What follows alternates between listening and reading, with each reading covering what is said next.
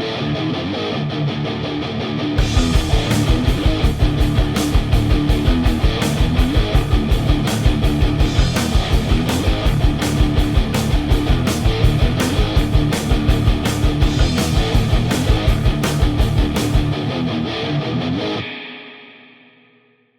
are now about to witness the strength of street knowledge. Eddie is his name, and he's coming straight out of Cornwall. Straight out of Cornwall. I like that. Why is that not a thing? Oh my God. We actually did a group of friends and I made an album cover one time where we like photoshopped our faces into the album cover and we retitled it Straight Out of Cornwall. And that is amazing. That was good fun.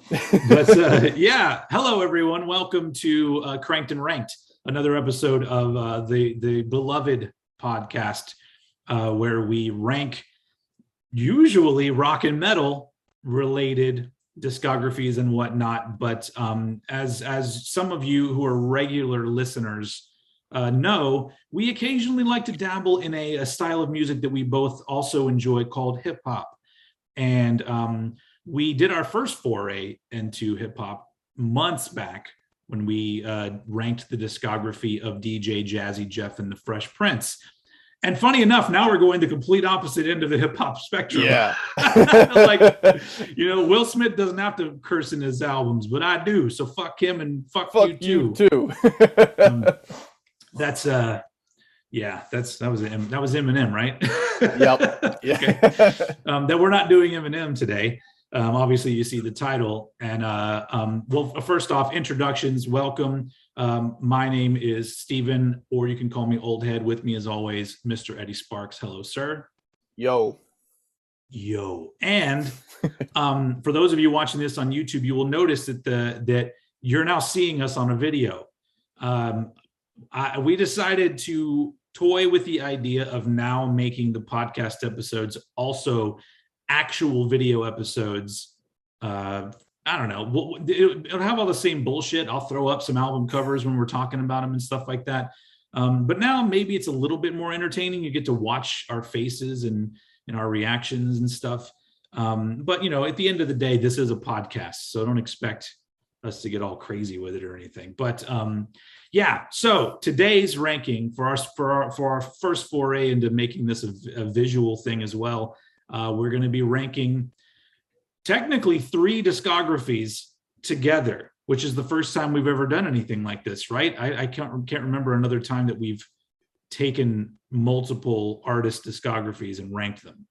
Yeah, now you mention it, I don't think we've ever done this before, but because they were all pretty brief discographies and they all came from the same, original thing, we thought, you know what, let's put all of these in here and go through them like it's a whole 10 album thing. Of course, we couldn't include the likes of, Ice Cube, who has his own long ass discography. He has a lot of albums, but he'll have his own episode eventually. So so as you can see, and for those of you who can't read, we're doing N.W.A, Eazy-E, and Dr. Dre, and this was Eddie's idea. So he chose to do this. He chose these 3 artists, and for the reasons he just gave, how they're connected. They're all small discographies.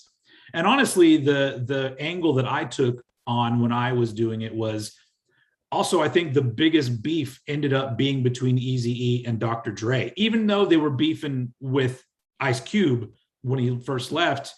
And, it continued a little bit, but I think like the real heavy beef began post N.W.A between Eazy-E and Dr. Dre. And so it's interesting. We'll take all of those albums and we'll rank them.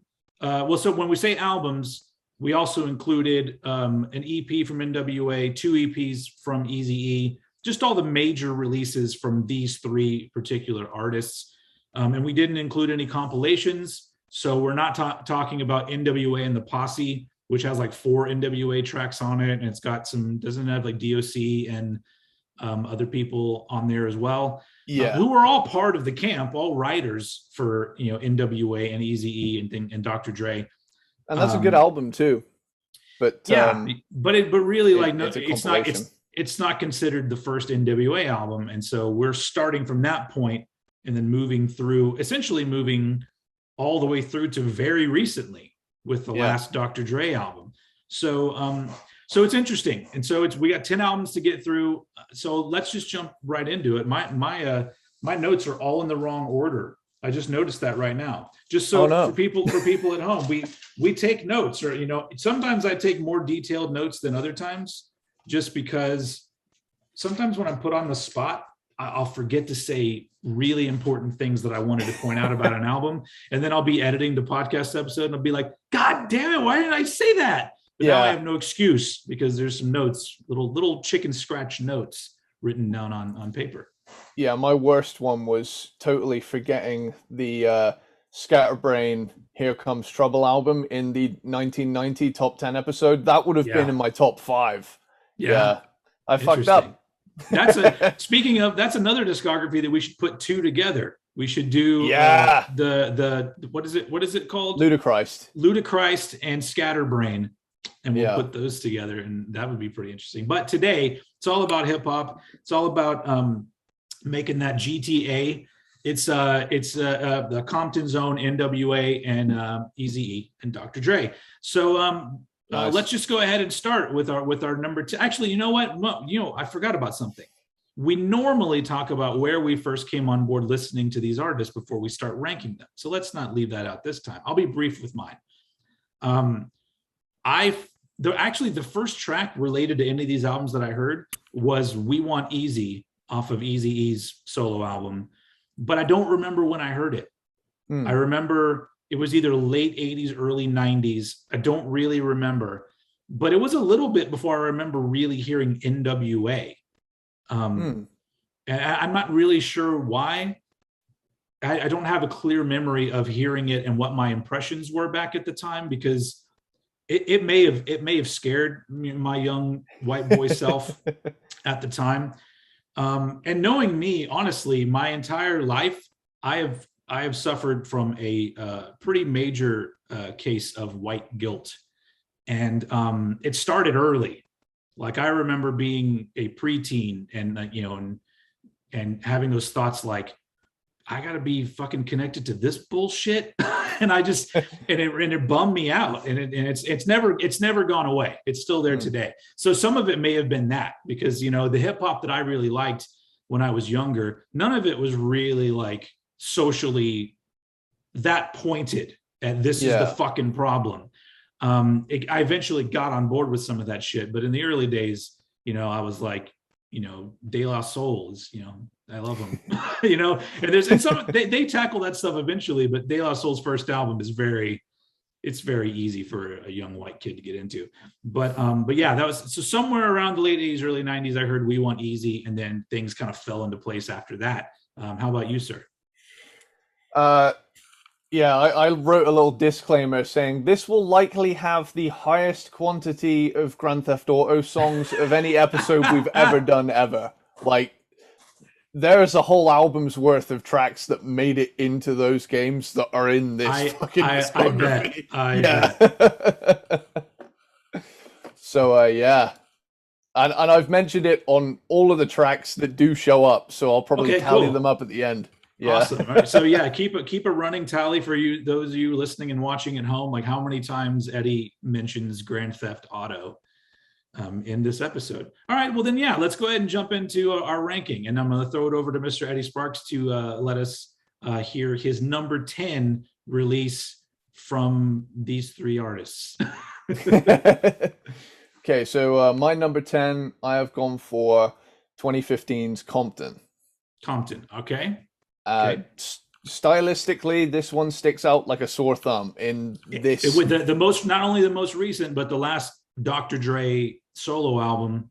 And I think he said at one point that it would be his last, but then also said things about other things being in the works. So who knows? Yeah, like this one here it's got way more of a modern hip hop thing going on. Yeah, like some more trap kind of stuff. There's big poppy choruses on this album too. There's a lot of that. I gotta be honest, I miss like the G-Funk vibe a lot. Like the early 90s stuff is so strong for me. I just love that, West Coast G-funk kind of vibe. Well, if you take Yeah. his three solo albums, he approached each one very differently because there's not a Yeah. whole lot of G funk going on in 2001 either. Hmm. It's he. I mean, really, if you compare them, the great thing about Dr. Dre is not only is he a genius, behind the boards in the studio, and a good rapper. I like his Hmm. delivery and his voice, but the fact that he gave these three pretty different albums, and each That's each true. one like has a very different tone, and still feeling very relevant for the time. So that's pretty amazing, really.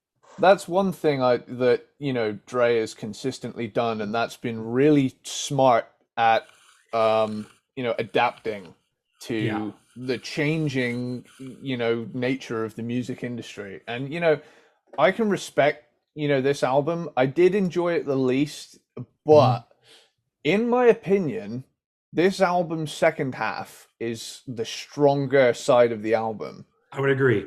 Yeah, see, like the songs Issues, One Shot, One Kill, Just Another Day, Satisfaction, and Talking to My Diary are all really cool songs. And Yeah. like, I got about halfway into the album and I was thinking, damn, I was kind of disappointed. And then it totally redeemed itself, Yeah. to quote Harry Dunn from Dumb and Dumber. But yeah, if this album's it's a case of side B is a redemption arc. Yeah. But yeah, I think And this it's it's just yeah, it's it's the probably poppy it's, nature of it. it's probably important to also point out that this was put together as a soundtrack for the Hmm. movie Straight Outta Compton. Although, like, I only think there's like two tracks from this that are in the movie. I just recently rewatched the movie again. I do have to say though, I honestly think that it might be my favorite biopic of a musician artist ever. Um, I It is a can't think damn of good I one. can't think of a movie that's done it better because Hmm. they have to cover a lot of ground. And well, the director's cut of the movie is like 2.5 hours long, and it doesn't even seem that way. It flies by. You get all of the points that you need, but the most important part of the movie, aside from it being really well directed, all of the people in the cast, 10 minutes into the movie, I Yeah, don't even know that they're actors anymore. you Like believe it's them.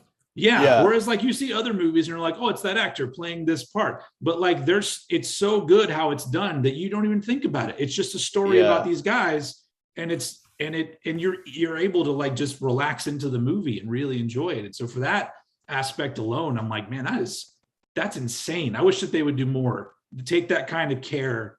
And they throw in a lot of nice little gems, little hidden gems for the fans out there. yeah, Like there's a great part where the guys are out front of the studio and the cops come and fuck with them, and Jerry comes out and like yells at them and they end up going back inside. But Ice Cube is like visually pissed off that this is yeah, happening, and he's the last one in the door, and as he's walking in the door he turns around and the cop looks at him and says, you got something to say?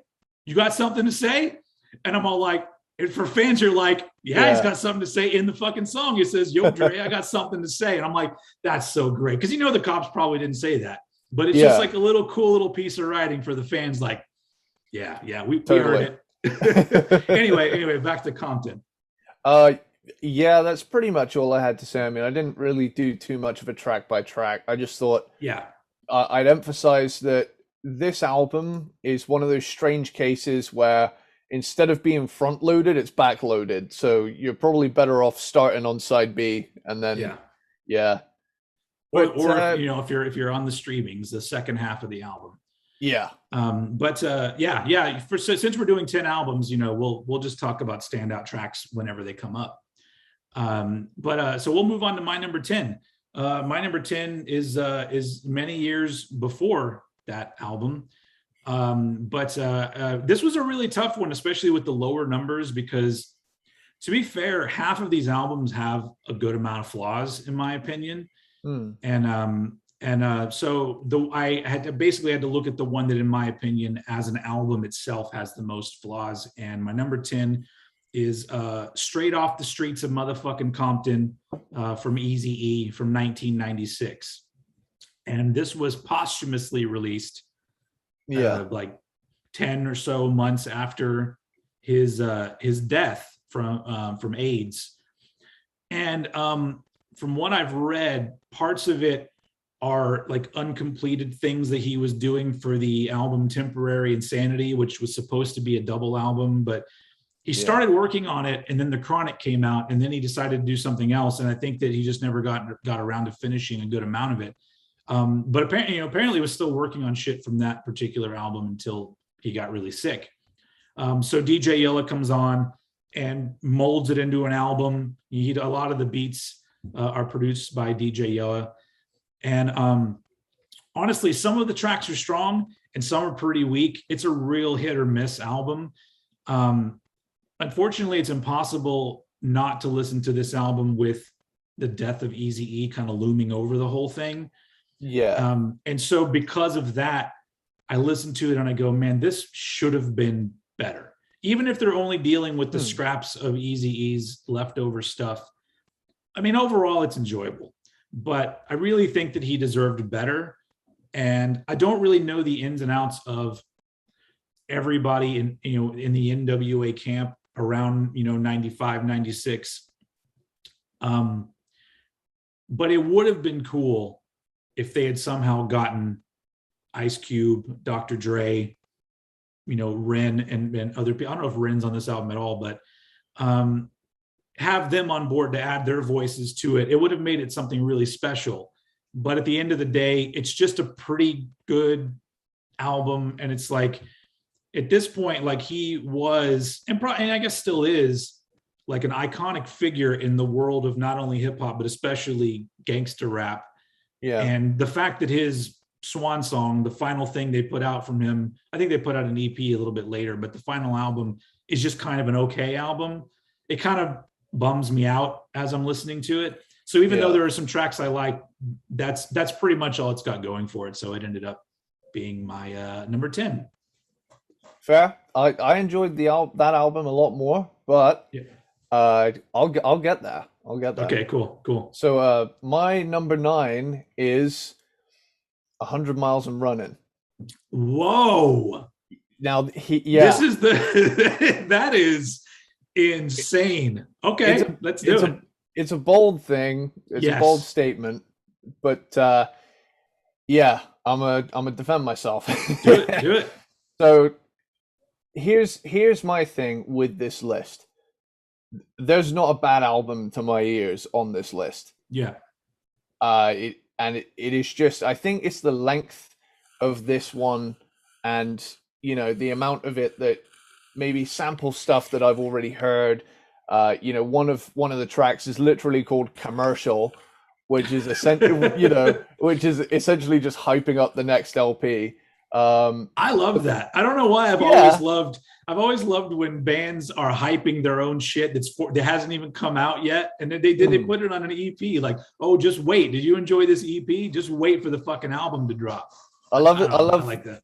I love that it's over the top of the same beat that opens the next album too. Yeah. So cool. so it's also kind of a teaser, but so you get 100 Miles and Running, badass song. Yeah. Just Don't Bite It is porn in song form, and it's great. Don't matter, just don't bite it. I'm not much of a fan of that kind of rap.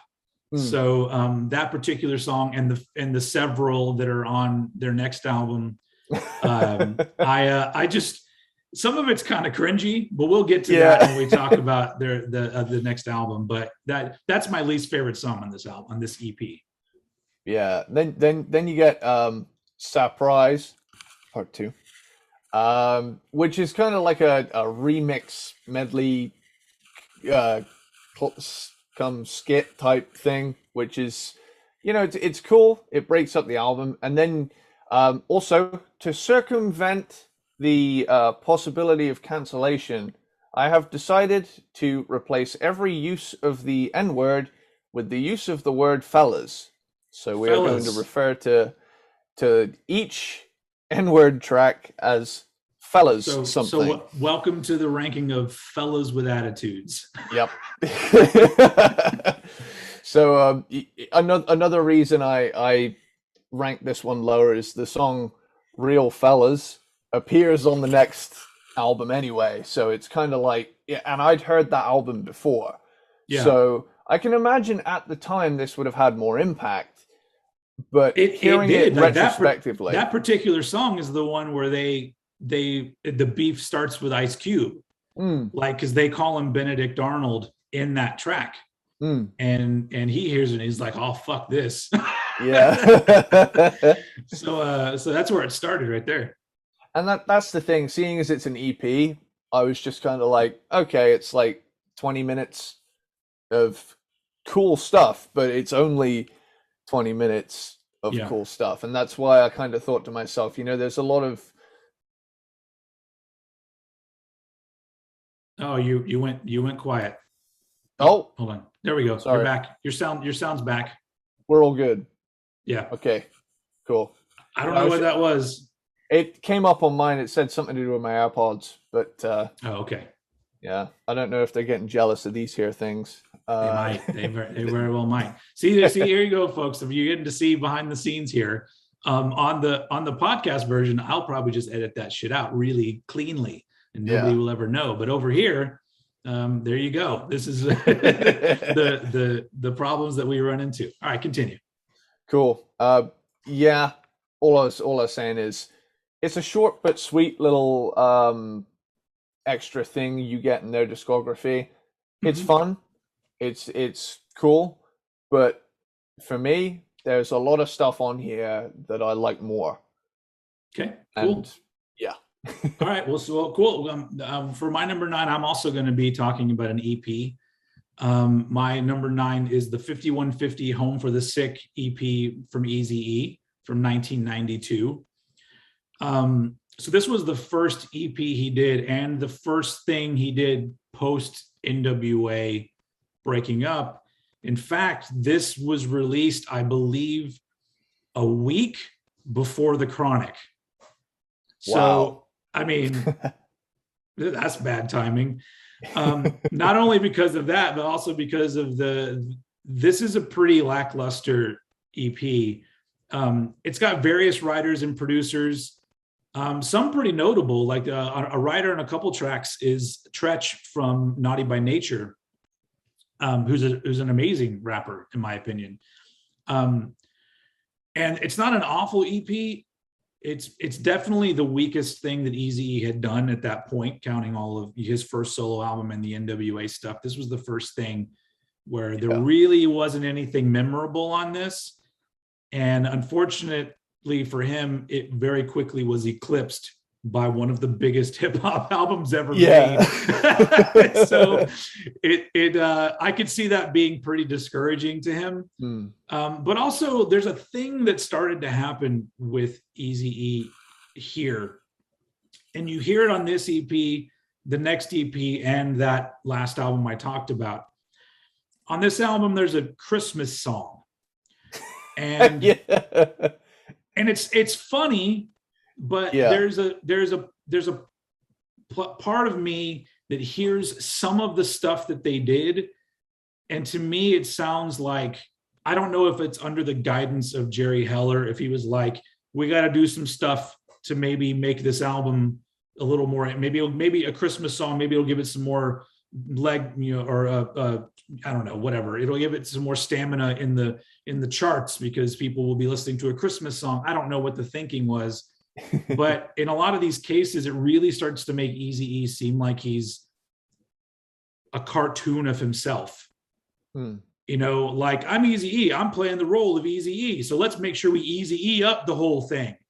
and making it where he's kind of a goofball. And I don't think he wanted that. I feel like that was probably Jerry Heller being like, here's how we're going to be able to make more money, do things like this. Or maybe it was Eazy's decision. I don't know. I have no idea. He's not here for me to ask, nor would he probably want to talk to me if he was here. But just for that, there's a whole lot of like kind of whatever points on this EP. And so, but it still does have a cool early 90s vibe to it. So I enjoy it a little bit more. But other than that, that's really all it's got going for it. So that's why it's here at my number 9. Well, I'm going to jump right off of that because it's my number 8. Sweet. So this is what we call handing off the baton. Hell yeah. Cranked and Ranked.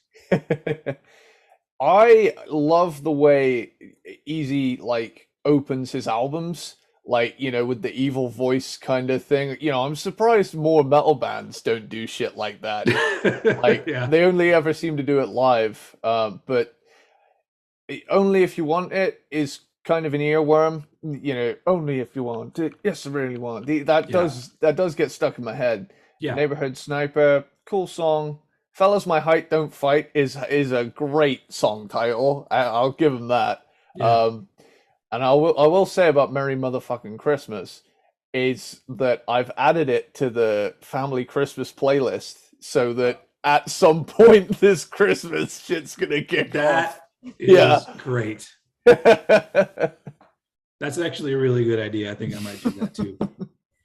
I don't know enough Christmas songs to make. I mean, I know Christmas songs, but I don't like enough Christmas songs to make a compilation.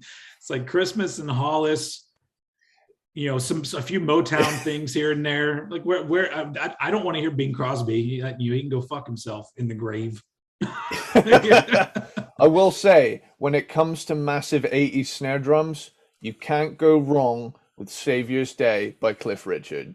That thing has a fucking, like, you know, late 80s Poison snare on it. And Cliff Richard is an artist that did not translate over here. Weirdly enough, like, he's massive over in England. Yeah. But over here, most people, you say his name and people be like, who the fuck is that? Yeah. Whenever it comes on, it's kind of become this like running gag at Christmas. Like, if it ever comes on the radio, I'm like, oh, guys, shut up. Hear that? That's a fucking snare. You know, they're like, shut the fuck up, drummer kid. And I'm like, yeah, okay. It's tradition at this point, but talking about fucking Cliff Richard on an N.W.A podcast. That's why this podcast is special. Yeah. Were you done with that EP? Yeah, I mean, you pretty much covered everything there is to say about it. There's you know, 4 actual songs, I think. Yeah, and one of them's a Christmas song, which is already a novelty. Yeah. It's fun, but they made way stronger stuff. True. All right, cool. Well, then for my number 8, I'm actually going to go touch on one that you already talked about. My number 8 is Compton from 2015. Cool. The last Dr. Dre album. Well, for now. It was 16 years after 2001, the Chronic 2001. And we already talked a little bit about it. Some of it, he said that he was working on an album called Detox. And he scrapped everything and started this soundtrack. But I don't necessarily believe that. I don't think you would throw everything out. So I have a feeling there's probably some Detox stuff that wound up on Compton. I would also think that, yeah. The one thing that I have to say about the 3, well, no, not just the 3 Dr. Dre albums, all the albums that he produced, but especially his solo ones, they sound fucking amazing. They do. Sonically, they sound so good. And this is just another example of him kind of incorporating his production style to a more modern sound. And it sounds fucking awesome. And then also another thing that I love about the 3 Dr. Dre albums, that each one features a newer rapper that Dr. Dre is kind of like, this motherfucker right here. Now on this one, it's Kendrick Lamar, but Kendrick Lamar had already experienced success. But you know, to you know, people who've been listening to Dr. Dre since the beginning, like, Kendrick Lamar was a newer dude. I mean, he was a little kid in Compton when you know, N.W.A was doing shit. But and Kendrick Lamar is like the best part of this album. I mean, he's the best part of any album he's on, really. But like, there's some real interesting beats on this. In fact, I feel like some of the most out there choices production wise that Dr. Dre ever made are on Compton. There are some certain parts in songs where I go, I was not expecting that at all. Yeah. And that makes it pretty enjoyable.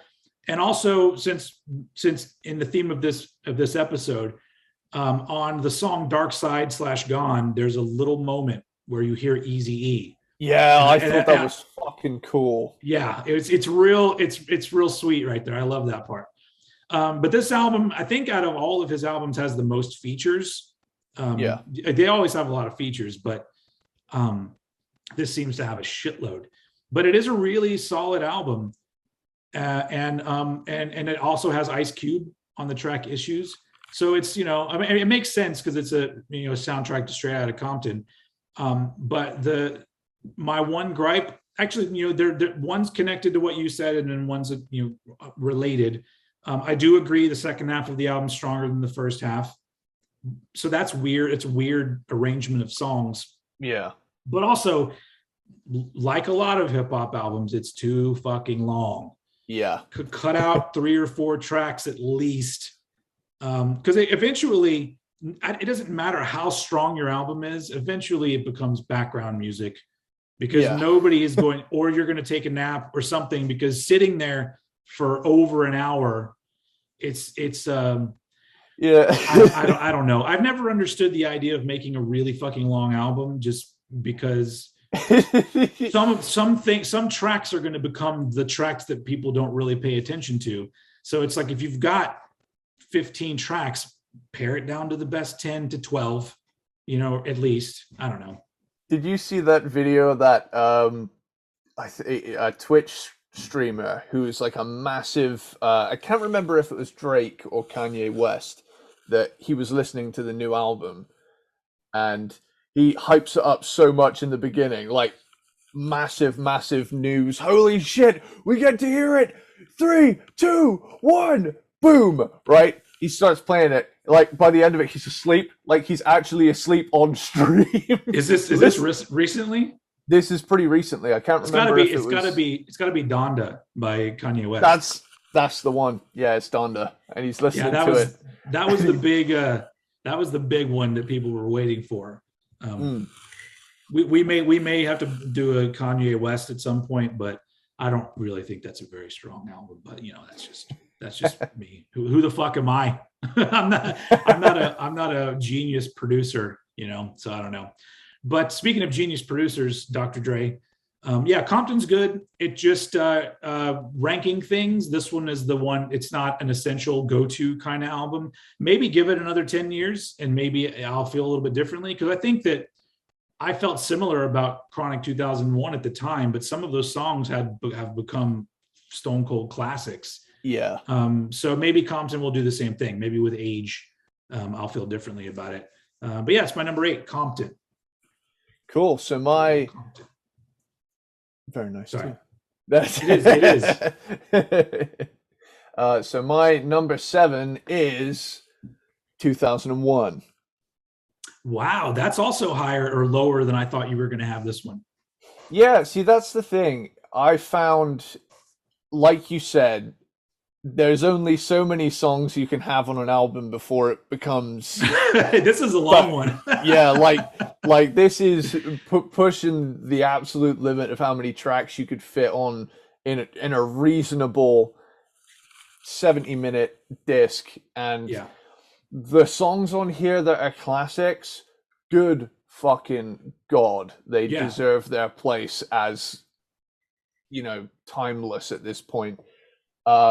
But there is a lot of information on this disc, you know.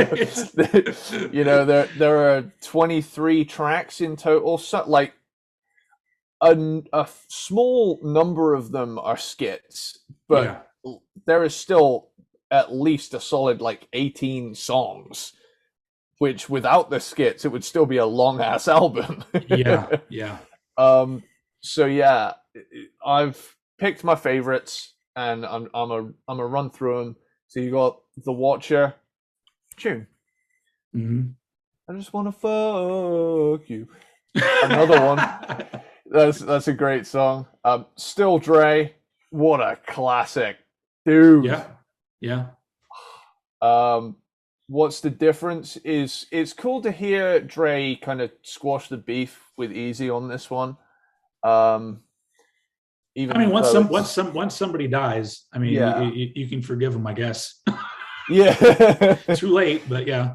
yeah. That's Which the in that thing. in Straight Outta Compton, they make it appear that Dr. Dre goes and visits Eazy-E in the hospital, but I don't think that actually happened. It's a nice Yeah, cinematic element in the movie, tugs at the heartstrings a little bit, but yeah. apparently didn't happen. That then you get Forgot About Dre. Great song featuring Eminem, who was my first big Who artist who I was a fan of. and this is Eminem up and coming because he Yeah, had like the Slim Shady album had already come out, but Marshall Mathers, is that the one he really blew up on? yeah, Am I that getting the one. names right? Because his second album is the one where he fucking blew up, and this is right before that. But I think the Yeah, video for Forgot About Dre came out after that album came out, so Eminem was fucking yeah. huge, blowing way the fuck up. I love the chorus in that one. You know, nowadays everybody want to talk like they got something to say, but nothing comes out when they move the lips. Just a bunch of gibberish. You motherfuckers act like they forgot about Dre. Like that's such a fun And like thing the to way that he say. fits in, the way that he Yeah, fits in motherfuckers in the rhyme scheme of that in the yeah, beat, I'm always like, that works. Oddly enough, yeah. I don't know how, but it just yeah, does. he's a It feels genius. right. He's the rap god. He can figure out a way to fit anything in, I guess. And I know that as people get older, you know, their voices change, but like when you hear like Eminem on that song he's on Compton, and then Yeah. listen to like early, you know, Slim Shady era, it's so weird now. Like his voice is totally different.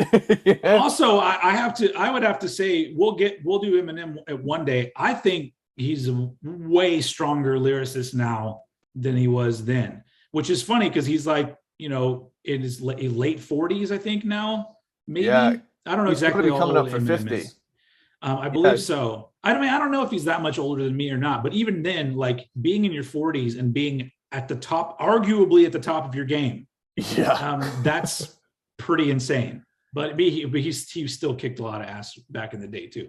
I mean, it's still a running joke to, you know, turn around and you know, you look at all of these like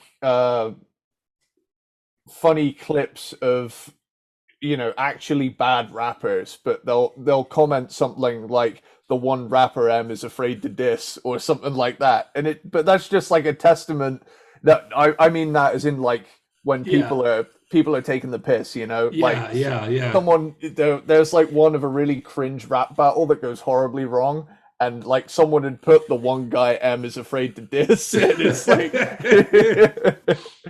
but yeah. There's one just before we got off the Eminem thing that do you remember when Machine Gun Kelly went for him and he brought out that Yes. song called Kill Shot, and there's a part where, you know, I'm wrapping my head around where on the beat it sits, but there's a part where he's like, how can a man named after a damn gun have a man bun? Like, and I'm thinking, Yeah, where is that? because It's cool, but where is it? Like, that I remember I was waiting for that track to come out because yeah, the Machine Gun Kelly song is fucking horrible. And yeah, I didn't understand how he had fans at that point. I get it a little more now because he's crossed over into the pop world, hmm. but that song sucks. I don't even remember what his song was called, but then you see like Eminem's put out this Kill Shot song, and I was just Yeah. like, oh shit, man! And it delivered. It delivered on so many levels, and that pretty much just shut everybody up from then on. It's just like, look, Yeah. do you really want him to respond to you? You Because mess with the bull, you get the horns, bud. he's got Yeah. plenty of time to do it, apparently. Yeah. So anyway, yeah, back to Chronic 2001. Back to the lecture at hand. We'll get to Which that is album. we will. Yeah. Where was I? Next episode. Like oh, No, wait, that's not the right one, is it? that's No, that's still Dre. That's still Sorry. Dre. That's okay. I just like that. I like doing that beat with my mouth. It feels good. Hey, I forgive you. All right. um, Next episode is also very good though. oh, good God. And I love that bit at the end. You know, hey, yay, yay, yay. Smoke weed Smoke every weed every day. day. That Oh, was good. oh, I told you before that I wish I could make that my ringtone yeah, on my phone, where it just says that, because I don't use my ringtone at all. It's on vibrate. But if I could get yeah. that, I'd turn that bitch up to where I'd just be sitting at the store, you know, in line to buy some groceries, and you just hear my Yeah. phone go, "Smoke weed every day." That's for me. And then when you like when you end the call, it goes, hold up. That would be good. That'd be ace. Woo! Yeah, Um, that song's great. yeah, yeah, and this is where like the songs after this point, there's a lot left of this album, and you can kind of cherry pick which ones are your favorites. Yeah.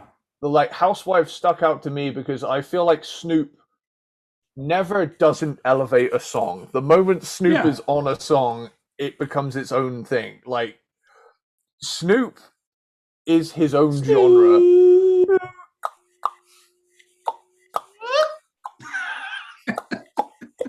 So I was doing the clicks. I know. I liked it. I liked it. Nice. Yeah, bang bang bang bang. I love that one too.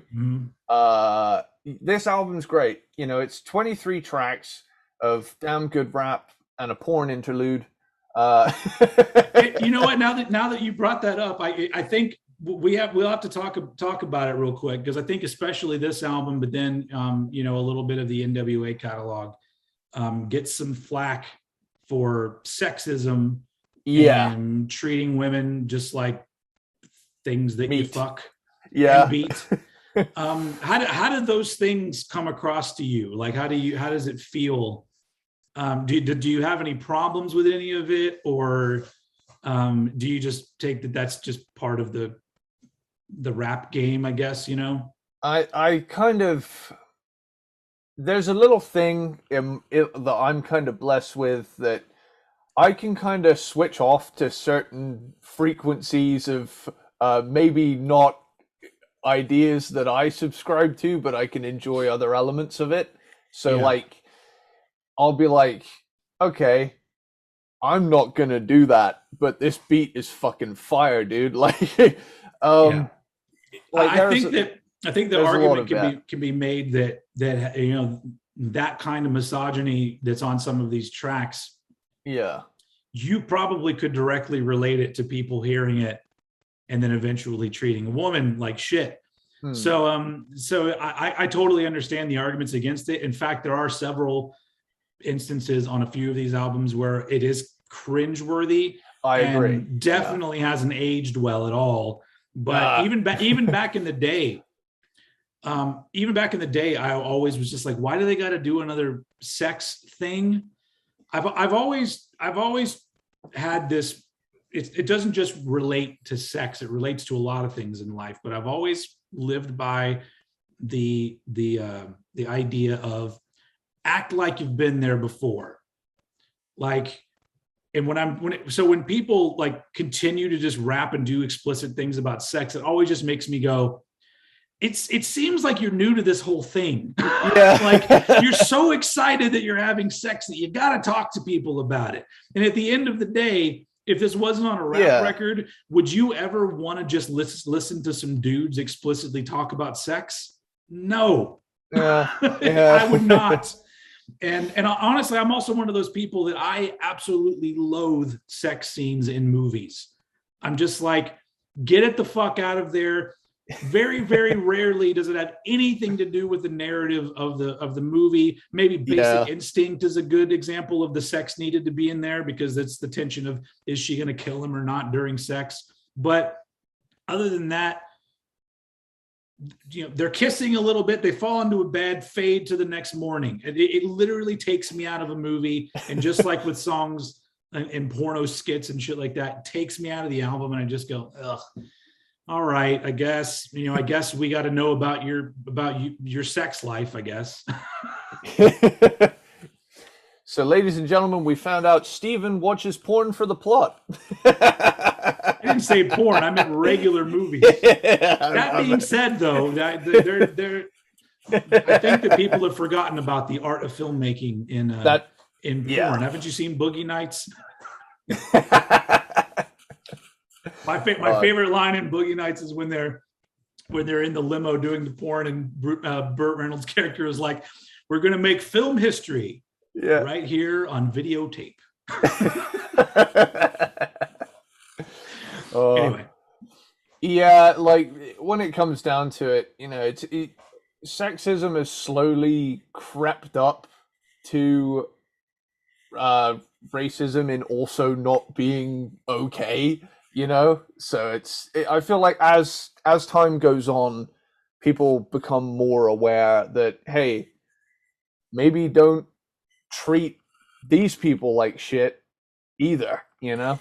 I mean, maybe don't treat anybody like shit, full stop. I mean, let's go there. But yeah, it is interesting that racism and, you know, misogyny and sexism are both things that for years people have said, oh yeah, this is clearly wrong, but nothing has really been done about it. Like little things here and there.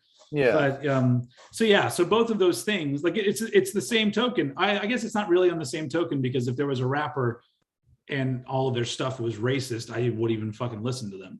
So I guess I'm kind of a hypocrite, because I'll allow some sexism in my hip hop. But it is one of those things that you just take it with, especially once you get back to the 80s and early 90s. I mean, that's just how everybody talked. Yeah. And on the flip side, though, as well, they do have, you know, woman rappers on some of their songs too. Yep. That's true.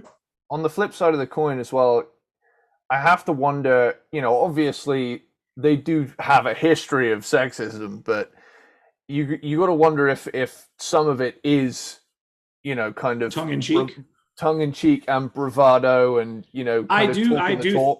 Yeah, I do think that. So that's probably why it doesn't bother me that much. But, you know, if I was an artist, I would be like, well, my tongue in cheekness may not come across that way to some other dude that's going to go beat his lady later tonight.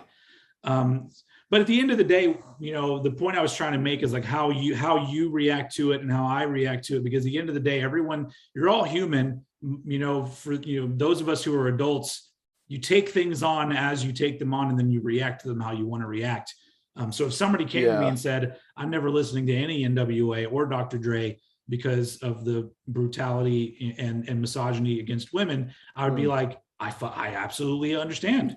Yeah. You know, so it is an interesting thing. It's one of those interesting hurdles that you have to get over, and you either think about it or you don't think about it. But that's why I had to bring it up, because it is one of those things that when I listen to some of these albums, I do think about that, and I go, it's interesting that this is just here in an album that's considered a classic, you know? Yeah.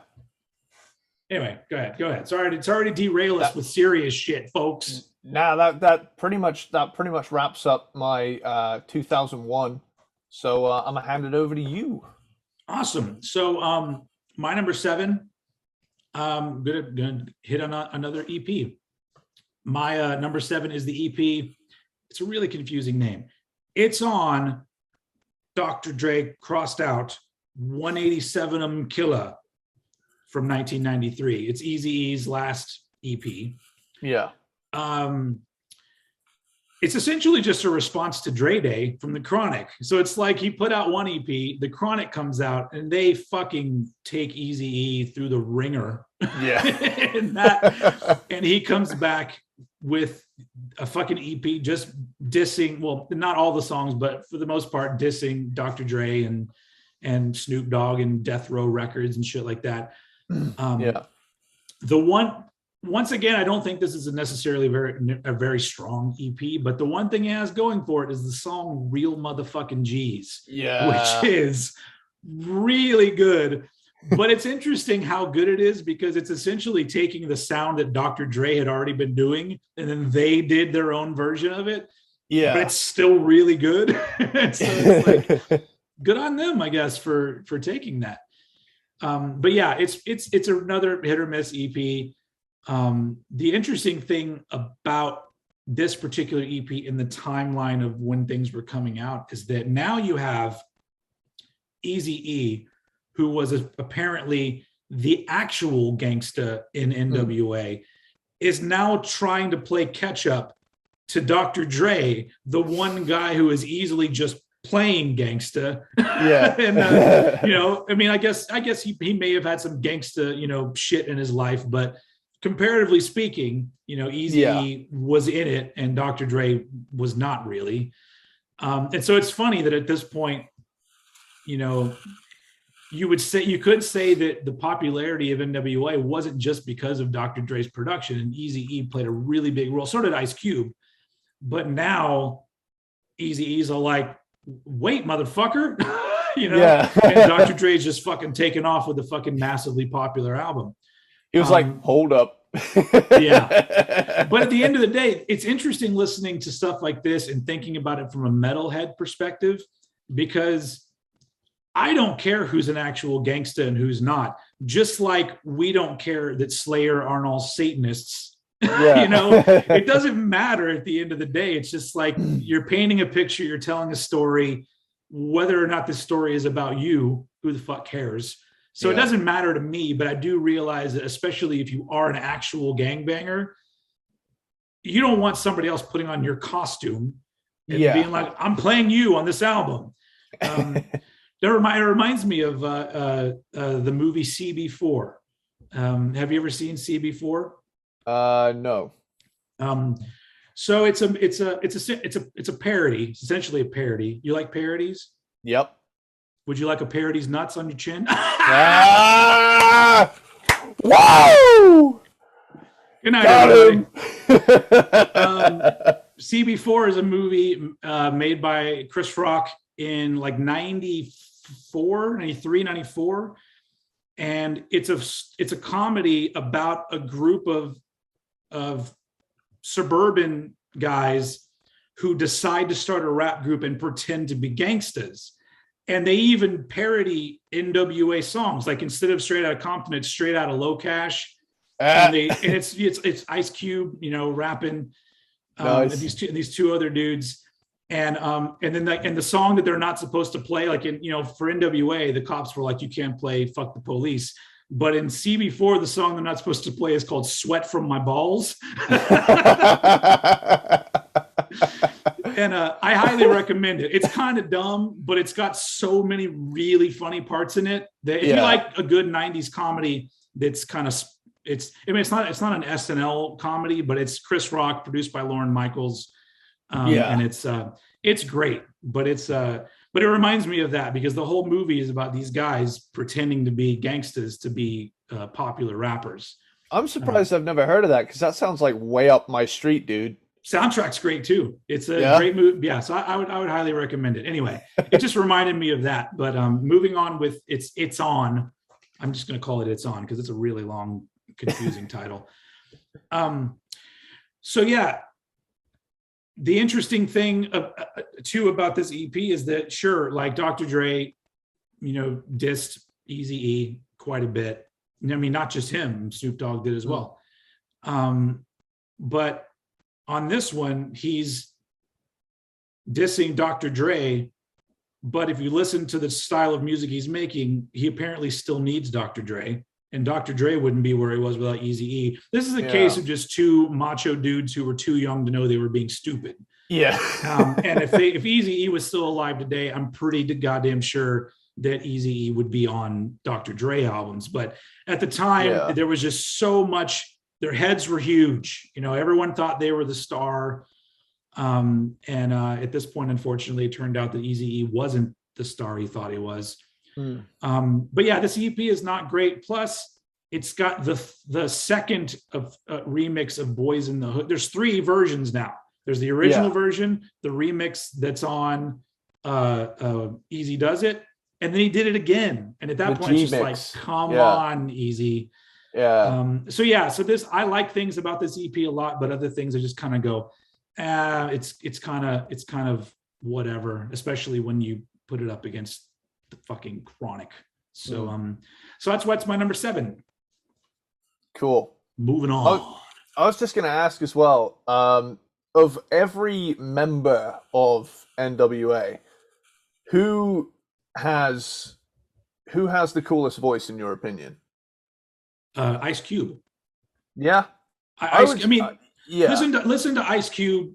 Like the N.W.A albums without Ice Cube, you're missing a key component to why they fucking ruled. Because sure, Eazy has his own distinct delivery that I love. Even Dr. Dre has a really great tone to his voice and the way he delivers stuff. But Ice Cube is writing shit. Like that's the one thing you got to remember. We're talking about the 2 rappers that had to have shit written for them, Eazy-E and Dr. Dre. Yeah. And that shit was written by DOC, by Yella, by Ren. I don't know. No, Yella didn't write shit, but maybe he did. I don't know. And by Ice Cube. And so Ice Cube to me is like the guy that's why like I'm okay with not talking about him very much today, because eventually we'll get to his discography. And he's his own beast. Yeah, he absolutely is. But I love his voice because he's kind of like a Chuck D, where he just sounds like whatever he's fucking rapping about, you need to fucking listen to this. He 100% means it. You know, there's a conviction to the way he delivers his lines, you know. Who's your favorite though? Because you asked me that question. Who is your favorite of them? I would say for me, the one that always stood out to me the most was Eazy. And I know that, you know, Eazy wasn't a rapper in the beginning. You know, he kind of had to take on they kind of had to coach him up to speed. But the thing I liked about him was to my ears, he had the most unique voice in the group too. So it was like, also even today, I don't think there's any rapper that sounds like Eazy-E, and there are a lot of people that I think, not anymore, but there were a lot of people trying to sound like Ice Cube for sure. So it's interesting. Cool. That also we're not bringing him up because he wasn't a member of N.W.A, but an amazing rapper who unfortunately only got to put out a couple of records was the DOC. Oh, and dude. his debut album is up there with the first N.W.A record for me as so fucking good. Yeah. And then of course, if you know the history of DOC, he got into a bad car accident. His larynx was crushed. Yeah. And then he tried to do another album with his weird sounding voice, but it wasn't very successful. Yeah. But you still hear him. He still did writing for Dre, and you still hear him. Like you get to hear him on like the $20 sack pyramid on Chronic and stuff. Yeah. And he does a little bit on 100 Miles and Running. There's like I think it's on 100 Miles and Running where there's one of the tracks, there's like a phone call, and it's DOC, and he sounds like this, you know, because that's how his voice ended up. But yeah, that first DOC album, I had to give a little bit of attention to that because it's fucking great. But you know, moving on to your number 6 of the artists that we're talking about today. Cool. So my number 6 is Eazy Does It. We have very different lists, and I really like this. This is cool. Yeah. I didn't do too much of a track by track for this one because I would probably say the same thing for each of the tracks.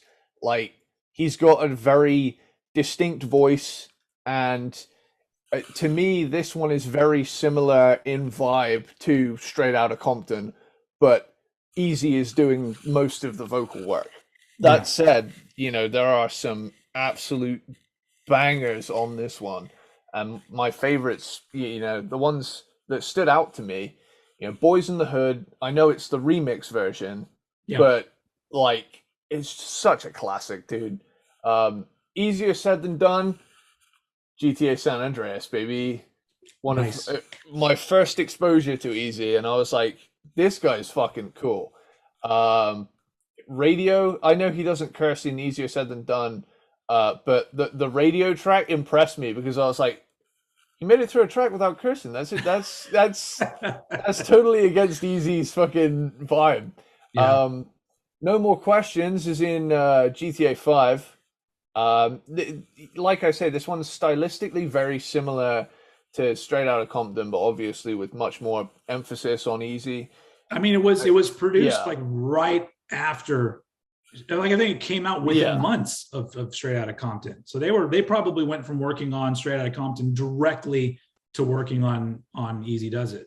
And I'm totally down with it because to my ears, like I said, Easy's got the most unique delivery Yeah. out of the entire group. Let me just get the old track list up here a minute. Okay. Easy behind the does scenes, folks. it. This is where we get on our computers. Behind the scenes. Hell yeah. Oh, Nobody Move. Like, We Want Easy. Yeah. You know, there's so many good songs on here, and it really is. It was nice to find out as like a fan of, I got into N.W.A and I was like, holy shit, there's like whole albums of this guy who is my favorite voice from this group. So I was like, Yeah. oh hell yeah, I'm down for that. So yeah, Easy Does It. Really cool album. Like I said, we've been in kind of banger central since the very start, really. I mean, they've all got their bangers on them for sure. Yeah. So with that, a brief little love note to Easy Does It. Yeah. Awesome. So we'll for my number 6, once again going back to an album you've already talked about, 2001, the Chronic 2001 from 1999. It's weird that it's just, I think it's just called 2001, but it came out in 1999 and whatever. Okay. Which was released 7 years after the Chronic. And this is the one, so it's not my favorite, but I think this is the most, when it comes to Dr. Dre's production, this is the best. The 2001 sounds amazing. Like it could have come out yesterday. Yeah, exactly. And it's and like we said, it is one of those albums that it's mixed in such a way that you crank it up and it doesn't feel too like overloaded in your face. It just sounds great. And like we already talked about, he moved a little bit away from the G-funk kind of stuff. It's a little bit in here, but he had these different ideas, for his beats here. Yeah. Which he worked with another dude too on this, but I don't remember what his name is, unfortunately. But obviously we already talked about it. It's got some songs that are absolute classics. You got Eminem on here. Eminem is the big feature on this particular album. Yeah. But I just like the fact, like I've already said, that his 3 albums are very unique from each other. I just love how, in 1999, there were still so many rappers who were still trying to ride the G-funk wave. And Dr. Dre just said, you can have it. Yeah. I'm gonna do something else. Yeah. And I like that about this album. But I do have to say that a good number of the songs on here, they're kind of underwhelming, and they do come across kind of like well-polished filler. So like even the songs that I go, as a song, this ain't that good, but it still sounds so amazing that I just go, it feels good in my ears, Yeah. So it's a really strong album. It's too long. It wears thin in the second half of the album. Yeah. But I do agree with its classic status at this point, just because it does have there's no other. I mean, Dr. Dre has done a pretty damn good job of putting out 3 albums that I could understand somebody's argument for thinking it's their favorite, because they all have really great qualities to them. But I do think that this rounds out my bottom 5 at the top, just because it's got classic elements. It sounds really good, but at the end of the day, there is filler on it, and some of it just loses me a little bit, but it's still a damn good album. And so that wraps up the first half of our top 10. All right. Number 5. Cool. So my number 5 is Efil for Zagin. Fellas for Life, otherwise known as. Fellas for Life. This one I had to be really careful too, because of all of the albums, this one's probably got the most uses of fellas in the song titles. Yeah, and not only in the titles, but all through the album as well. Yeah. this is, we're in top half territory now. So for those of you who don't know, this is the last album that N.W.A put out in 1991. And obviously they don't have Ice Cube, but all the rest of the dudes are there. Hell yeah. So, Prelude literally picks up where Commercial left off. Then you get Real Fellas Don't Die, which is an absolute tune.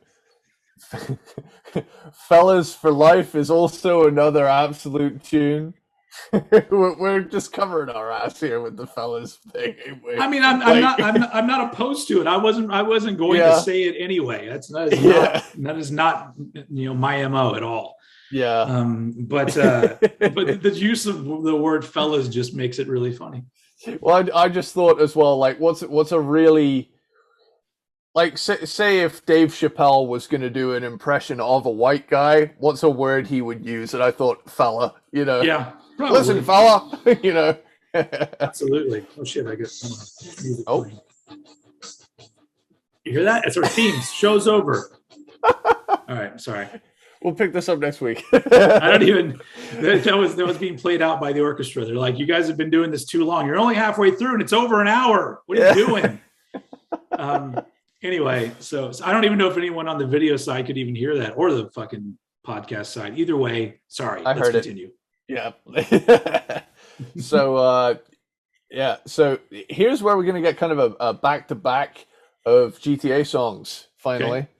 Okay. Appetite for Destruction is in GTA 5, and it's a great song. Isn't it funny that our last episode was talking about Guns N' Roses, and now we're talking about N.W.A, and they have a track called Appetite for Destruction? That's it. See, that always, I thought to myself, oh my God, are they going to sample a Guns N' Roses track when I first saw it? They didn't, but I don't mind because the song is badass in itself. That's true. Absolutely. Then you get Always Into Something, which is the first N.W.A song I heard because it was in San Andreas. Yeah. And so that was, honestly, the G-Funk radio station in that game is flawless. Like, there is such a... It nailed the vibe completely. Real Fellas, great song. That was a track that had appeared on 100 Miles and Running. Yeah. And so having it here, I thought to myself, well, that's another reason I kind of wouldn't need to listen to 100 Miles and Running. So that's what kind of bumped it down another chunk. Find 'Em, Fuck 'Em, and Flee is a contender for top 100 song titles, in my opinion. Like, it's such a good one. The way it's worded too, like find dumb, fuck 'em, and flee. I love that. Sounds like some sort of bizarre attorney's office. Find 'em, fuck 'em, and flee, and associates. Attorneys at law. What else have we got here? We got Automobile is good fun. I know it's a classic. God. It's a classic case of like dumb, but they had a blast making it. And funny enough, the two songs that apparently are written by Eazy-E are both not hip hop songs. And the one song from this album that gets stuck into my head, like I'll just be washing dishes or something, and I'll just hear that "You be good to me, oh I'll be good to you." It's so funny, but it's that it makes the second half of the album pretty interesting to me. Yeah, like that's the thing. I love a good goofy song every now and again. Yeah, to break the tension. She Swallowed It is the spiritual sequel to the porno rap track Just Don't Bite It. It does what it says. We've covered this. I'd Rather Fuck You is admittedly another not rap song. Yeah. Like even if the lyrics are just as abrasive, like it has a certain vibe to it that I'm like it's actually pretty cool. So that the delivery of these songs, though, it does make it seem more tongue in cheek. Yeah. He's just having fun here. But yeah. And that's what I love about this album is they didn't hide the fact that they were having a blast making it. And then Days of Way Back is a great closer. This is a really good gangster rap album, dude. It's just such a good one. I agree. Yeah. And we're this is our first matchup, I think, because my number five Hey. is also Fellas for Life or Eat Phil for Zaggin. I don't play that backwards. Yeah. Don't take the audio and switch it around, although it probably sounds nothing like it. But anyway, I agree. I agree. All the same things. I agree. Um, I actually really like this album a lot, Yeah. but it ends up at number 5 on my list. First of all, let's talk about the strengths. Production wise, it's amazing. Like I said, Yeah. every time Dr. Dre is behind the boards doing something new, it sounds better and better each time. Yeah. And this album just sounds really good. And honestly, my gripes, like there's a lot of strong tracks, and I love that they did these weird 180 turns with Automobile and I'd Rather Fuck You, or just like, why do they throw these on here? But I love it. It's fucking fun. Yeah. But the weak parts of this are the fact that they start to get way too much into the sexual side of things, and I'm just like, Yeah. so it makes me feel like, oh, they're not really that enraged about social issues anymore, because now they've got some money and they're stars, so now they're just going to rap about fucking women. But there's still really good tracks on here. But you got Real Fellas, which was already on 100 Miles and Running, which is a great song, but they just used the song again. Then you have She Swallowed It, which I was already done with this shit on Just Don't Bite It, and they do it again with the same kind of chorus, the same chorus, really, And so I'm just like, all right, that's a throwaway track right there. Yeah. And there's just a couple of weak moments, especially in the second half of the album, where it loses a lot of steam. And overall, as an album, even though I do really enjoy it, it's not banger after banger for me, like their previous 2 releases are. Even with my gripes about Just Don't Bite It, we'll get there. But I think it's great. It's in my top 5. It's an amazing hip hop album, and I just think that they did the 4 that I'm going to talk about after this are better than this. And so this one ends up also at my number 5. So let's move on to number 4. Cool. So my number 4 now, this is probably the biggest gap between placings we've got so far, because my number 4 is Straight Off the Streets of Motherfucking Compton. Okay. So I love this one. It's a shame he passed away before this came out. This is obviously Eazy-E.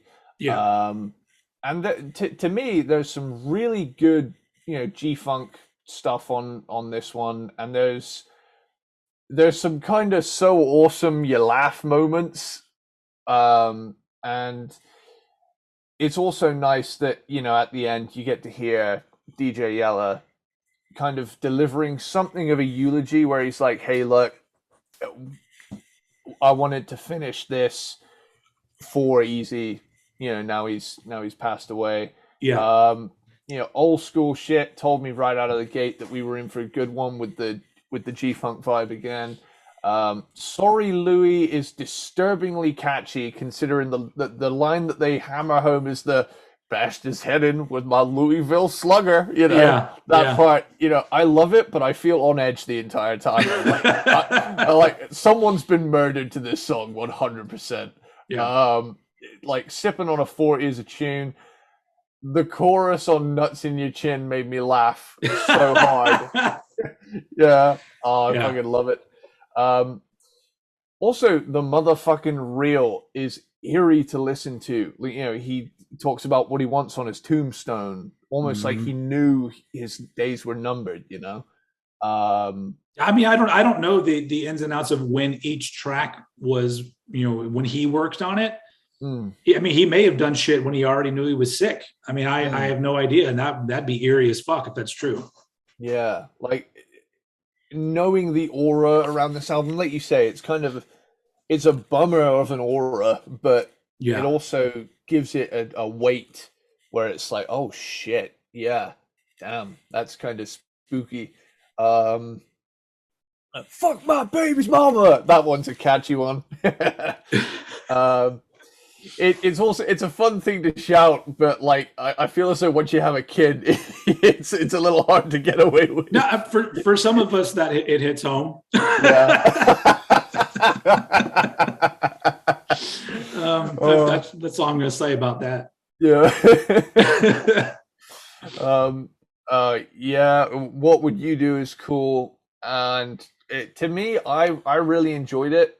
I understand your critiques, but for me, as a big Eazy fan, this one just has a certain vibe to it that I totally enjoy, and yeah, so that is my number 4. Sweet. My number 4. Got moving back a little bit again. My number 4 is 100 miles and 100. Hold on, rewind that. 100 miles and running from 1990. Cool. The first and only EP that N.W.A put out, and they put it out after Ice Cube left the group. So I think this is a really strong EP. It to me, it's one of those EPs that has repeated play qualities. Like I just want to play it again once it's over. Yeah. Mostly because the song 100 Miles and Running is so fucking good. Yeah. And it's got probably my favorite Dr. Dre performance, because you almost don't even know that it's him. It is the most aggressive that Dr. Dre was ever on a track. Because he's not known for being like, motherfucker, I'm in your face. Like, but that's how he sounds. He eventually becomes like, I'm a smooth rapper. Like he has a much more smooth demeanor. Yeah. But like he sounds unhinged on 100 Miles and Running. And I love it. And then obviously on Real Fellas, we get the first shots fired at Ice Cube. The thing that I really like about this EP is that, post Straight Outta Compton, this EP, they're still pushing boundaries here. Yeah. And I like the fact that even though it's supposed to, if you think about the last track on the EP, is it supposed to be a placeholder before we get to the next album? But the fact that it's just 4 actual tracks, and then you could say that one of them is like a sequel to Straight Outta Compton, which is fine because they don't really.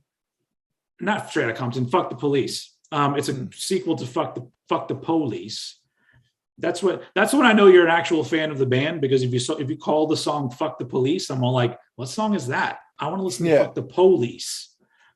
Anyway, so I just like the evolving sound. You already hear it happening on this EP, and it's really strong. Like I just think all 4 tracks, even Just Don't Bite It, which I roll my eyes a little bit at it, as a song, it's still pretty cool and enjoyable. Yeah. And so I just like the fact that this, as an EP, it's just like such a well-done EP. You get all these different flavors. You get a little bit of skits going on. You get this interesting like commercial for the next album at the end of it. Yeah. I just like the way it's all packaged. It's just, and the artwork, I love the cover of this EP. Mostly just because really I do love painted album covers, and you don't see that a lot in hip hop. And that's so true. I really like the cover of this EP also. I just think it fucking rules. Like it's out of the, we're now at the point where I think that I really wouldn't change anything about this and the next 3 things that I'm talking about. So yeah, it's my number 4. 100 mile. I'm not going to try to say it again because my mouth doesn't want to wrap around it for some reason. That's what she said. So let's move on to number 3. Okay, so my number 3. Excuse me. My number 3 is It's On, Dr. Dre. 187 killer. It's not even Dr. Dre in parentheses. It's Dr. Dre in parentheses and crossed out. So it's like, it's not only is it not there, it's parenthetically not there. Or is that the right word? Parenthetic, whatever. Let me try it again. It's on. Beep. 187 and killer. The man who we shall not name. Like we already talked about real motherfucking G's. What I mean, that's a really great song, man. Yeah. Motherfuck Dre, motherfuck Snoop, motherfuck Death Row. Oh, that's it makes me want to stick it on now. I know it'd be inappropriate. We're doing a podcast right now, but like, We would be demonetized immediately. oh man, you got any last words? Still a fella. Give me that nut. Is every time. Yeah. Still a fella. That's gonna be a thing now. Every time there's a song with usage of said word, we will use the word fella in future. I like that idea. To cement the fact that we're a couple white dudes talking about black music. Yeah. Yeah. Yeah. We're literally, it's like, how more irrelevant can we be? Maybe we're relevant to somebody out there. I don't know. How we are the liaison between. I'm hoping that we end up turning on people that don't listen to a lot of hip hop to some stuff, because I think that this hip hop is like my second. Like, if you're talking about the music that I love the most, I would put thrash metal at the top and then hip hop kind of right underneath thrash metal. Nice. And so the fact that it's important music to me, I'm all like, I hope that some people get something out of it. And, you know, even if they only like one of these albums we're talking about, at the end of the day, that's one more than they liked before. So, you know, but I'm pretty sure those people aren't even watching this anymore. They probably already, they're or listening. They even fucking click it. You know, they're just like, why would I want to listen to these douchebags talk about hip hop? If you're still kicking around, you are a true peanut butter platypus. Absolutely, yes. Yeah. So you're a real motherfucking peanut butter platypus. Here's the thing, right? I love "Give Me That Nut" because it gives me this. It's such a fun song. And the part where he's going, give me that nut. I just think of, here's the image I had in my head. For some reason, and this is my fucked comedy brain now thinking during this song, I thought to myself, I would pay good money to have a side-scrolling platformer of Eazy-E as a squirrel with that song in the background running around collecting nuts, and it just goes, give me that nut the whole time. You know, I really do think that if you ever blow up to the point where like you have your own comedy show, I really think that you should call it Eddie Sparxx's fucked comedy brain or whatever you said. Yeah. Because that's a really great name, man. I like that. But also the title, "Give Me That Nut." Like, you want the nut? Like, I don't. Yeah. Doesn't that mean he wants? I mean, am I wrong? I don't want to get too explicit, but that sounds like he's asking for something that maybe he doesn't want. Or maybe he does. I don't know. It's a weird phrasing of that particular thing. Also, I always thought it was really interesting that in several instances on some of these early N.W.A. and other stuff, they say the term "don't come in my face." Have you noticed that? Yeah. They say, "Don't come in my face," and I'm all like, I don't want to. Nobody's gonna come in your face. Is there something we need to talk about? Because it's a weird phrasing to use, because I know what they mean. Yeah. Like, don't get in my face, but like, you know, us dirty-minded folk, that it means something entirely different. Yeah, it's sorry. It's a funny song, and I can't help it. It's one of those, you know, same as nuts on your chin, you know. It's one of those that just cracks me up. It's on is a straight up retaliation. Like, there is no other word for it, you know, other than diss track. But you know, I do agree with like the third version of Boys in the Hood. It's like you already made one that was a classic. You've already cemented its legacy.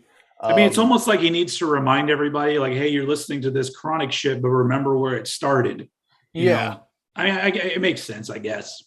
For sure. And, you know, down to the last roach, you know, there's more digs at Dre in this. You know, this inadvertently ended up being one of my favorites, and Mhm. I'm shocked I'd never really heard this one in its full before, because this is one of the ones that I went in totally blind with, apart from Real Motherfucking G's, Mhm. and I'm happy that we did this so that now I have a pretty high ranking gangster rap album that I didn't have before. So Nice.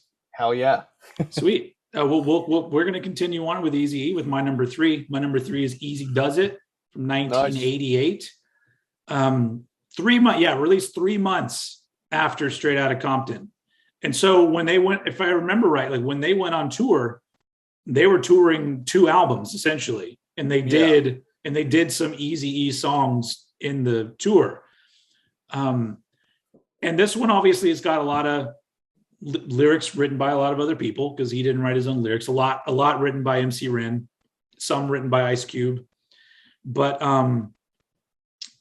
it also features N.W.A members in the tracks. So it's almost like a sister album or whatever to Straight Outta Compton. Yeah. And like you said, it does have a very similar vibe. Although I think that this seems like the more laid back version. It's a really nice album to put on after Straight Outta Compton because it's Straight Outta Yeah. Compton's, it's pretty intense Full on. half of the time, and then you get to Easy Does It, and it seems a little bit more like chill Yeah. for the most part. Um, but yeah, it has the Boys in the Hood remix, and it's still good. Like I get the idea of putting it on this album because it was the first full length from Eazy-E, and that was the song that he was very well known for, and so why not Yeah. throw it on the album? It's not as strong as Straight Outta Compton, but I do think that even this small amount of time between Straight Outta Compton and Easy Does It, I don't know if they were recording it alongside Straight Outta Compton or right after, but there's already an improvement in the production between the two.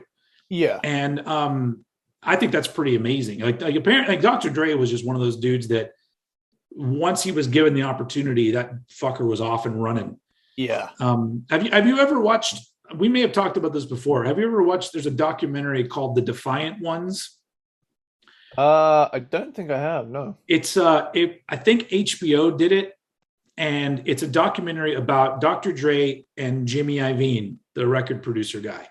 Yeah. And it's literally like I don't know how many parts it is. It's 6 parts of like hour plus long episodes going through the history of Jimmy Iovine as a record producer, and then Dr. Dre, and then their lives coming together around the time of the Chronic, and then eventually their lives just going along together because Jimmy Iovine is on board with Dr. Dre's labels and stuff, and I think they go into the beats, the headphones together, Wow. and it's such a well done and fascinating documentary about these two guys who are both geniuses at what they do. Like Yeah. Jimmy Iovine was instrumental in producing so many classic records, everything from Bruce Springsteen to Tom Petty. And later on down the line, he had a lot to do with a lot of popular 90s artists as well. But it's just this really great it's one of those documentaries that like I could watch it once a year and never get tired of watching it. But it's really great. If for anyone out there that's never seen it, it's called The Defiant Ones. I highly recommend it. It's amazing. But yeah, they cover a lot of this stuff in it with Dr. Dre. Anyway, it just made me think of it. But I agree with what you said about this album too. Is that the big strength in this album is just Eazy's voice, because Eazy has such a unique voice, and you get to hear his voice a lot on this album. But luckily, he still has some pretty damn good writers behind him Yeah. on this. But clearly, like his set of skills is in his own swagger and his own delivery. Yeah. But I do think that it's clear that he needed the other dudes with him. Like, whether he's working with Yella or whoever, he still did some good shit, but you can tell that like he thrived in the environment of having Dre and all the other guys there with him. They were a well-oiled machine when they were Yeah. all together. Yeah. And so, yeah, I think it's a great album. It's well, like I said, these top four, I wouldn't change anything about them. Even though, like, I wouldn't call, any of these albums perfect necessarily. But I like them for all of the little, I don't know, all of the Quirks. the quirks, the quirks that they have. And I really enjoy this album. And so that's why it's my number 3. Easy does it. Sweet. On to number 2. Cool. So my number 2 is the classic Straight Outta Compton. All right, man. Yeah. I mean, when it comes to Unfuckwithable, this is that, you know? Yep. You know, Straight Outta Compton, the trio of Straight Outta Compton, Fuck the Police, and Gangsta, which is on GTA 5. How many is that, folks at home? Anyone keeping a tally of GTA references? Oh, we've got plenty to go, and we're only on we got 2 albums left. We've got quite a few to get to. If this had come out as an EP and it was just those first 3 songs, it would still be the classic that it is. In my opinion, that first opening trio. God damn, I listened to it and I'm just as psyched as the first time I heard it. Because, Straight Outta Compton ends and then Fuck the Police comes in and then Gangsta. And every time the next song starts, I think, oh, dude, and then of course you get If It Ain't Rough. So you think it loses some momentum on track 4? No, I don't think it loses any momentum. I just think those first 3. I mean, I agree. They're very strong. The first 3 cement it, and by that point, the rest of the album is boom, boom, boom. Holy fuck! How does this album keep delivering? Yeah. You got If It Ain't Rough. MC Ren takes the helm on that one. Parental discretion is advised. The DOC is on this track, which adds a little extra layer of awesome to it. 8 Ball remix. Whenever Eazy is on the mic is a big thing for me. His attitude is something else. Something like that. I love the gang vocals on this one. Express Yourself, Dre fronted tune, and it appears in GTA San Andreas. Also the song where he says he doesn't smoke weed because it'll cause brain damage. Or cess. Or cess. What the fuck is cess? I feel so uncool whenever they mention cess. I'm all like, what does that mean? I'm pretty sure it might be like weed cut with a little extra shit in there. I can't be 100% sure, I've never smoked cess myself. But yeah. I'm not that cool. Yeah. I'm going to find out what it is. I'm going to find out how to get some just so I can say that I did it. We got Compton's in the House remix. Some more of the gang vocal rapping that I love. I Ain't the One is a diss track to all the gold diggers out there. Dope Man remix. For such an edgy group that caused such a stir, this debut actually doesn't really glorify the whole drug thing, does it? I mean, there's a lot of messages on here that are actually like, if you do this, you're a stupid motherfucker. And a lot. And honestly, if you that's the thing I think is so funny about even today, parents are still getting pissed off. People are getting pissed off at Fuck the Police. And I'm just like, if you listen to it in context, like they're reacting to something bad happening to them. And you're literally just discounting, like, fuck their feelings. We got to back all cops no matter what. And I'm like, that is, I mean, that shows that your humility right there. You're like, no, it doesn't matter what kind of person you are. It matters what kind of job you have and what kind of uniform you wear. Like, fuck that shit. Also, what were they going to title it? Some police officers aren't very nice. It doesn't exactly have a fucking ring to it, does it? Those few bad cops. Yeah. Anyway, it's a select few people in my community. But it's just so fucked up to me that still even today, people just can't wrap their heads around the idea of something being an important statement to make. But yes, it doesn't necessarily mean that every cop ever in the world should be killed. I mean, and I think anybody listening to that song knows that. Anyone with half a fucking brain knows that shit. And so it's always baffling to me. But you know, there was a story that happened, I think in Texas. I believe it was in one of the cities that's like out around Austin where I used to live.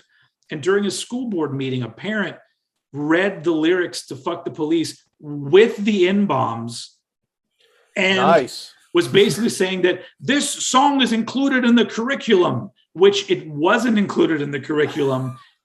It literally, I believe that it was some reference. Somebody referenced it, and teachers were discussing things, and somehow the song got brought up, and this lady took it upon herself to, in front of everybody, make a complete ass out of herself, and just not only showing that, like, yeah, I'm a complete piece of shit, but also I'm a huge idiot.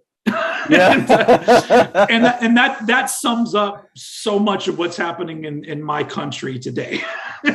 Dude, like every now and again I get lost down like a town meeting rabbit hole, and I just watch people make asses of themselves for hours on end. Have you ever watched the ones with the two surfer dudes that want to like get the statue? Yeah.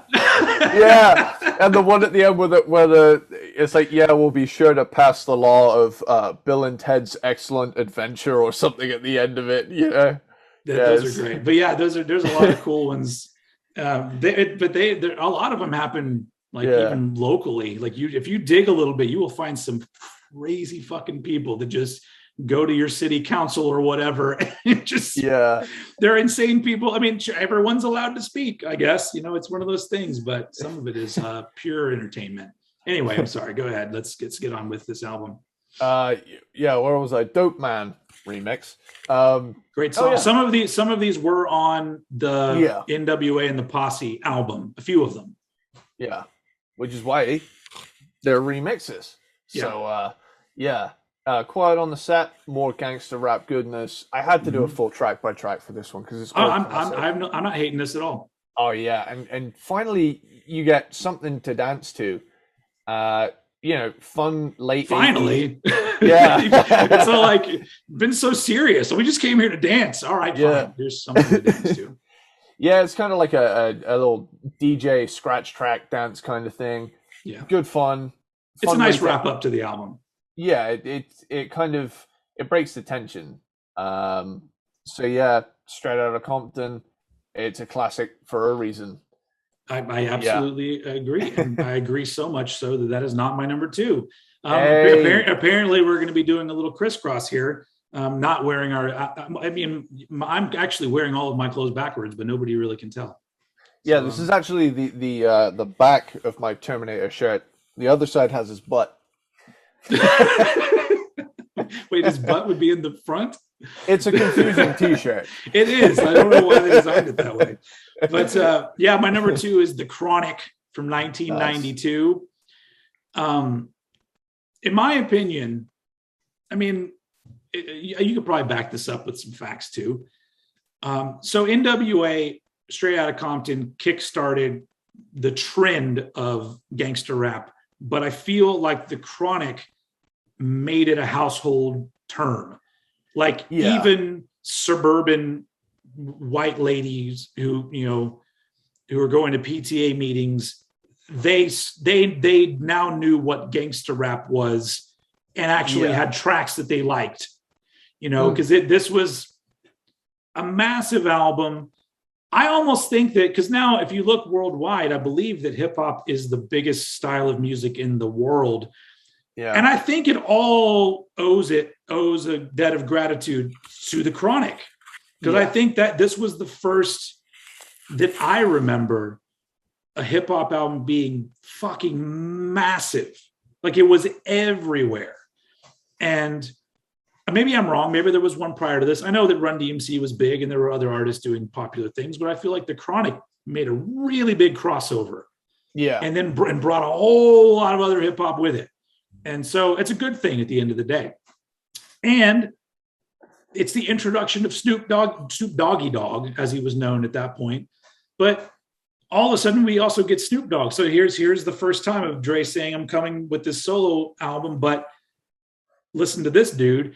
And I love the fact that you get Straight Outta Compton, and then Eazy-E gets a solo album. Then you get The Chronic, and you get Snoop Dogg's right after it. You get Snoop Dogg's solo album, which Snoop Dogg, once again, that guy has a huge catalog. So that would end up being like a two-parter probably if you get Snoop Dogg.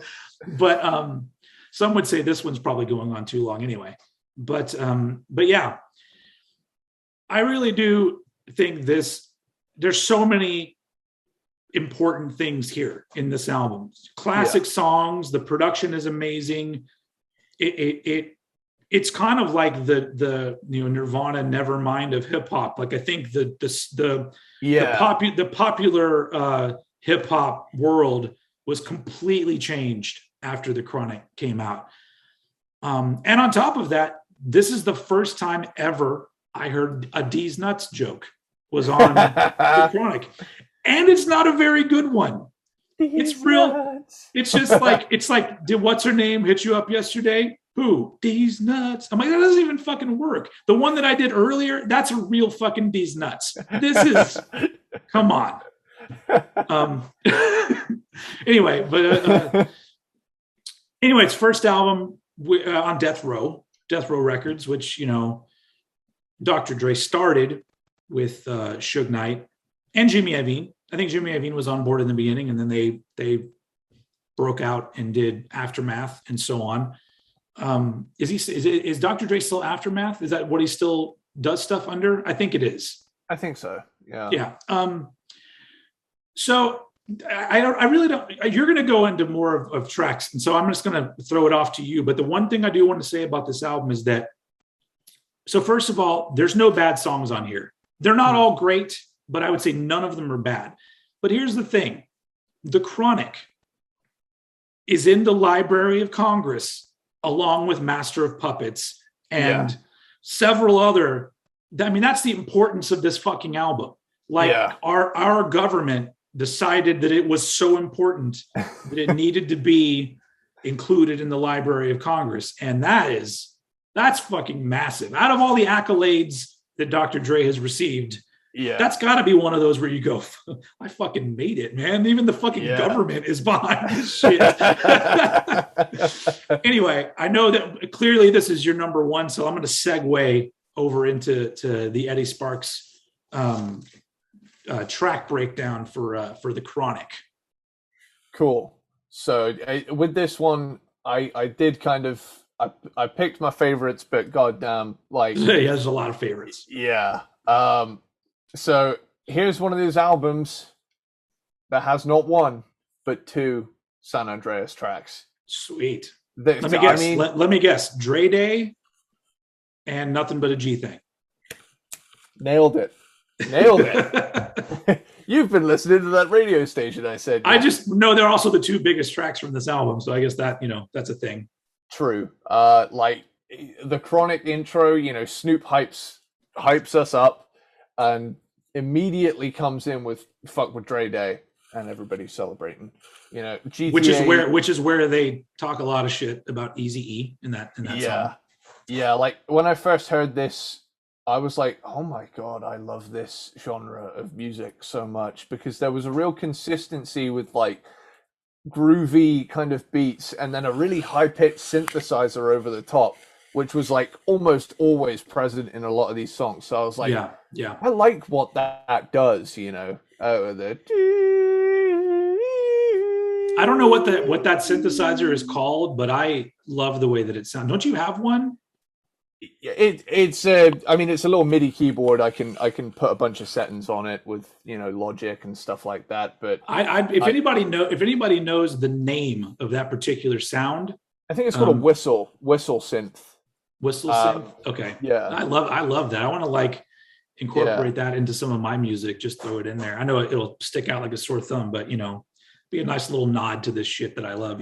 I would love to hear G-Funk synth in a thrash song, dude. Like, let's fucking do it. Let's do All it. right. We'll G-thrash. get to work on our G Thrash album. Hell yeah. uh, Let Me Ride is a great song. Great vibe to Yeah. it. This whole album has a consistent chill vibe to it that's like Hmm. really cool. Um, the day the I fella. Okay, I have a question before you get to that song. So Dre Day is, I'm not Dre Day. Let Me Ride's a really good example. When it comes to hip hop, does it ever bother you when the chorus of a song is literally the chorus of some other song and they just laid it right on top of the song and reused it? Because Let Me Ride, the whole chorus is just taken from something else, like a different song, and they just put it there.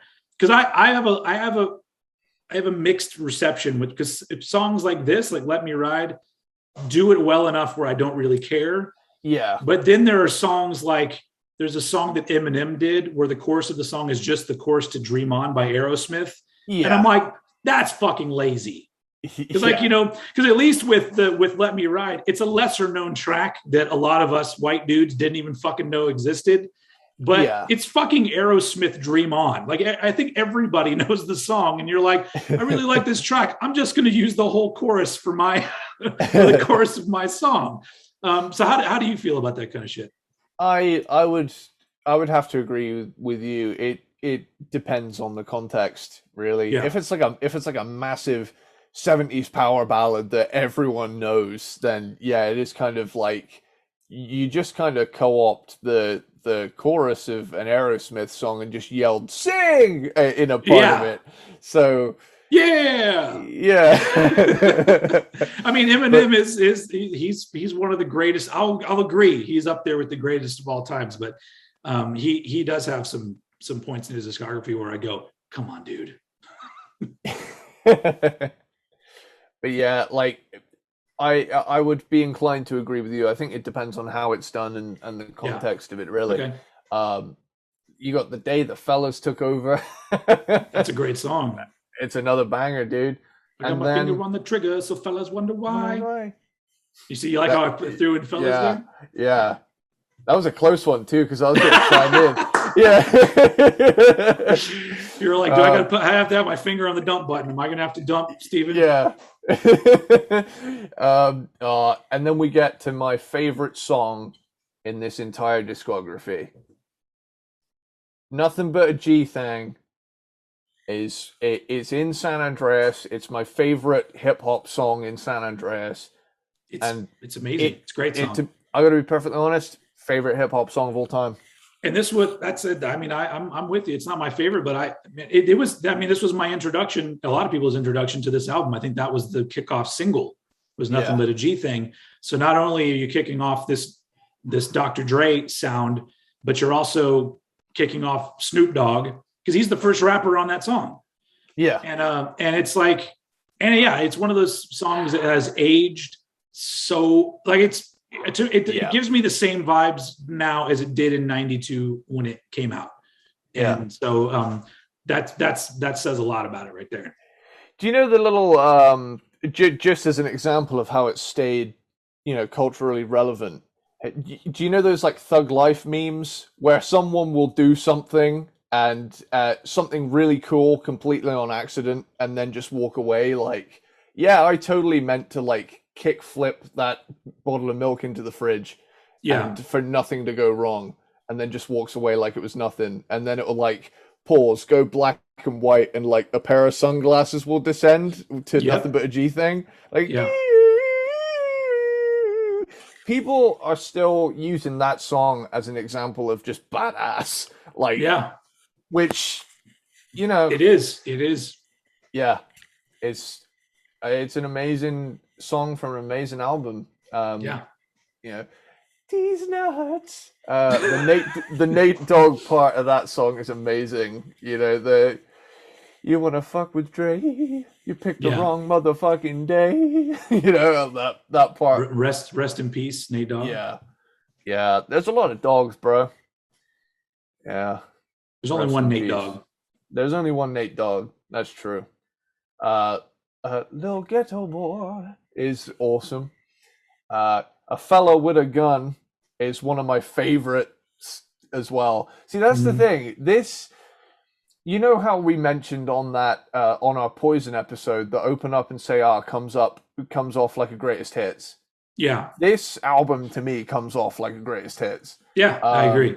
You know, rat-tat-tat-tat-tat-tat-tat, like that. You know, never hesitate to put a fella on his back. I love when Snoop does that kind of thing where he does that slightly whispery thing. Yeah. You know? Yeah. You know, those little things are just like, they're so charismatic, and that's what I mean when he can just elevate a song. I mean, right out of the gate, he had his style fully formed, it seemed. Yeah. Like he literally knew what he was going to do and then just did it. Like somebody gave him an opportunity and he fucking took off. And it never fucking got old. Like, I know. It really hasn't. You know, I don't know how many songs he goes 1, 2, 3 into the 4 in. Yeah. But everyone's fine with it because it's just so cool and no one else does it or does it well, you know? Plus, it's always a little throwback. It's a throwback to when you met him, you know, when you first met Snoop Dogg. It's, you know, so I like that he does that. Yeah. And I gotta say, bitches ain't shit but hoes and tricks. Lick on these nuts and suck the dick, you know. Parental advisory, ladies and gentlemen. We're late enough into the episode to get away with it. Yeah. You know, 2-hour podcast episode. We can, you know, the peanut butter platypuses are not easily offended, I don't think. This is Cranked and Ranked After Dark, baby.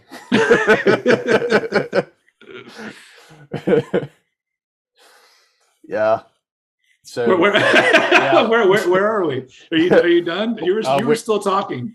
Yeah, we're at we're nearing completion here. We are. We're also nearing the 2-hour mark. So I apologize to those of you who to complete the episode, dial 976 Cranked. So obviously my number one is Straight Outta Compton, the album that started it all in 1988. It's just full on iconic. Yeah. You've already talked about it, all the classic tracks that are on here. I just love the energy and urgency of this album. I would say it's the quintessential gangsta rap album. Like it's the one that like you kind of have. I mean, if you don't own this album, are you really into hip hop? I mean, it's like it's just one of those ones that you just have to have. It's essential. But the one thing that I've always really liked about this, and also the way that the gangster rap style unfolded, because obviously prior to Straight Outta Compton, there was already gangster rap. You know, Ice-T did 6 in the Morning years before, and other rappers as well. But I always like the fact that it's some pretty heavy material, but they don't go for the Public Enemy style of beats. Like Public Enemy beats are just like so grating most of the time. You're just like, this is intense. And the vocals are intense. Oh my God. But like with Straight Outta Compton, sure, I would say probably Straight Outta Compton and Fuck the Police. And maybe, I guess there's a number of songs. I have a little bit of that, but for the most part, they already started doing this more funky thing. It was more accessible, yeah. And I like the fact that they did that. They were like, we know you also still want to move, you know, because like as much as I love Public Enemy, there's not, you know, you don't just groove to some Public Enemy. Some of it you do, but not not a lot of it. But one thing that I also really like that I don't hear groups do anymore, and you hear it a lot on this album, is they use samples from other rappers that were, and it's not like it's shit that was a decade before and they're paying homage. Yeah, this is shit that was done year or two before. So there's samples from KRS-One, from Boogie Down Productions. There's some Public Enemy samples. There's some Beastie Boys samples. And I'm always, but they weren't the only ones that did it. There were other rappers that like they would take tracks, and it's almost like just throwing some props out there and being like, I was a fan of this track. I'm gonna throw this little sample from these guys. And I love that, but I don't think anybody does that anymore. And I guess it goes along with the whole sampling thing anyway, because I feel like some rappers would be like, you can't use my shit on your song. But I'm like, I think we talked about this on the Jazzy Jeff and Fresh Prince episode. Yeah. That mentality is bullshit to me. Like if a rapper ever took one of my songs and used it as a sample, I would not ask for any money. I would be like, that's fucking dope. Like, thank you for doing that. Like, I feel like that is one of the biggest like compliments I think that you can have, is that a rapper or whoever does the beats for the particular rapper takes your sample. And I just love hearing these nods to other rappers and stuff from, because my favorite era of hip hop is what's considered the golden age era of hip hop, which is somewhere around the late 80s to, the early 90s, maybe 93, 94. Just all of that shit that came out then. It's just so fucking great. And this is one of those albums. And I love the variety of tracks on here. I love that there's never a dull moment. I love the album cover. The album cover is fucking iconic. It's just, it's been copied so many times. Also on Straight Outta Cornwall, the classic. But I just think it's an absolute classic. And not only is it an amazingly strong album, but it carries so much weight with its significance and its influence. And it's just, to me, there was no other number one. Because as important as The Chronic was to hip hop, I think to actual hip hop artists, Straight Outta Compton is a way more important album to what happened in hip hop. So that's my number one, Straight Outta Compton. All right. Nice. So yeah, wrapping this up around the 2-hour mark. Hold on. Yeah, we did it. Never more the whipping boy. Yeah. All right. So yeah, we'll wrap this up quickly because we've hit 2 hours. And for those of you who are here, I usually thank the Peanut Butter Platypuses for making it all the way through, but especially in these episodes where we do something that's not in the norm of what we normally talk about. I appreciate you guys being here. If you're new to this, check out, we do a lot of shit.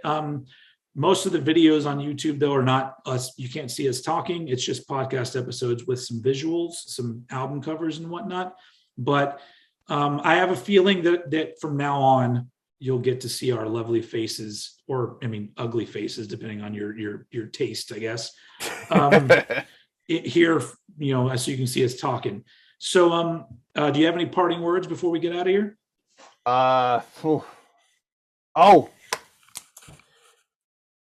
GTA Trilogy is getting a remaster, and I'm fucking psyched.